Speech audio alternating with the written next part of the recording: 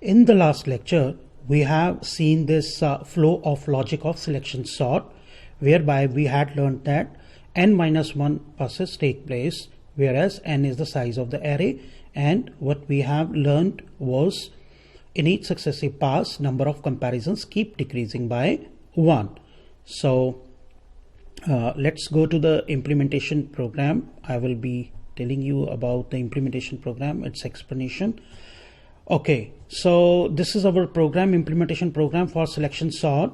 I have here declared my array with the size 10. Name of the array is arr, which could be anything. I, j, temp, these are the variables which will be used during the course of this program. And this is the simple loop that is being used to read the elements into the array, right?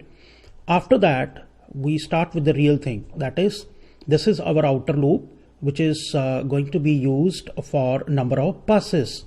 This is outer loop for number of passes. So I have written I is equal to 0 and I is less than 9. I have not written I is less than 10. I is less than 9. Why? Because as you know, number of passes are n minus 1, right? And this is our inner loop, which will be used for comparisons, right? So let's get down to the main point about comparison. As you know, here in the inner loop, in the initialization part, I have written j is equal to I plus 1. That means the value of j will become 1. I'm talking about the first time, because value of I is 0, so j will become 1, 0 plus 1.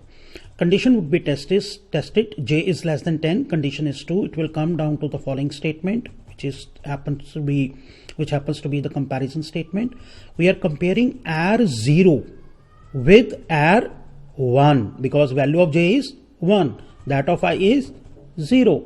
So we are simply comparing the first element with the second one. If this condition is 2, then interchanging will take place. These three statements are devoted to the interchanging of the two elements, right? Okay, so after that, this is end of the inner loop, right? So what will happen is the control will go to the last element of the inner loop. This is plus plus j. Now the value of j will become 2, right? After that, j is less than 10, condition will be tested, condition is 2. It will come down to the selection statement. So what will happen is, if r0 is greater than what? r2, right? So we are comparing first element with the third one, right? If this condition is true, then interchanging will take place. Again, it will come down to the end of the inner loop. So it will go up at the beginning of the inner loop. Plus plus j will make the value of j as 3. Now again, it will come down to the following statement of the inner loop. If r0, see carefully, we are sticking to the first element r0. That is why it is called selection sort. And we are comparing it with r3, right? So again, interchanging will take place only if this condition is true. It will go on like this. So last comparison in the first pass would be what? If r0 is greater than r9, right? The first element being compared with the last element.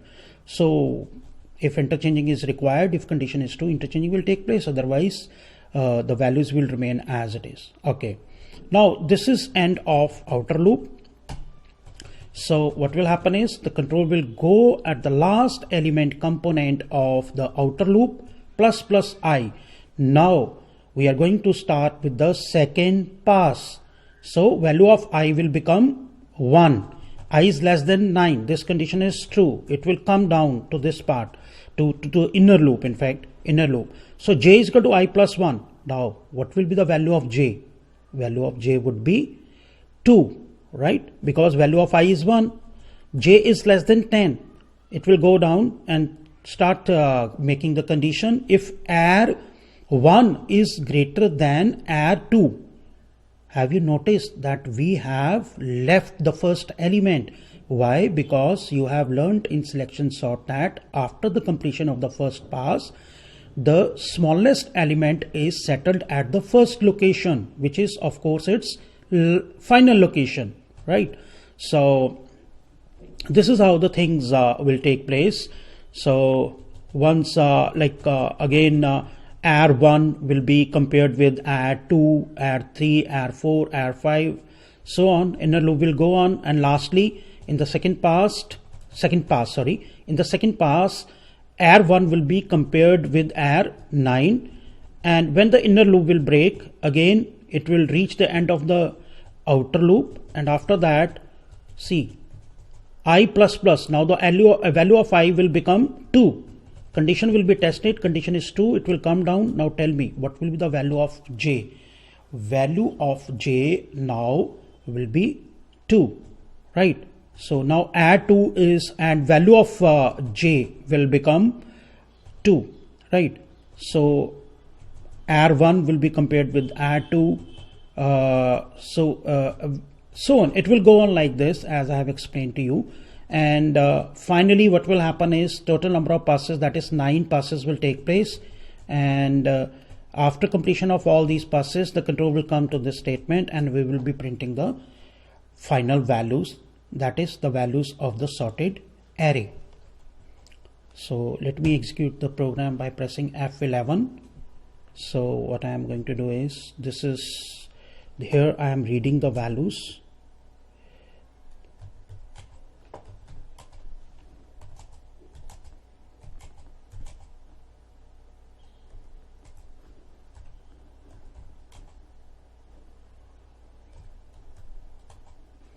See, this is the output. Shortest value is -21, then second is -10, then 1, 3, 4, 6, 9, 10, 11, 12. So array is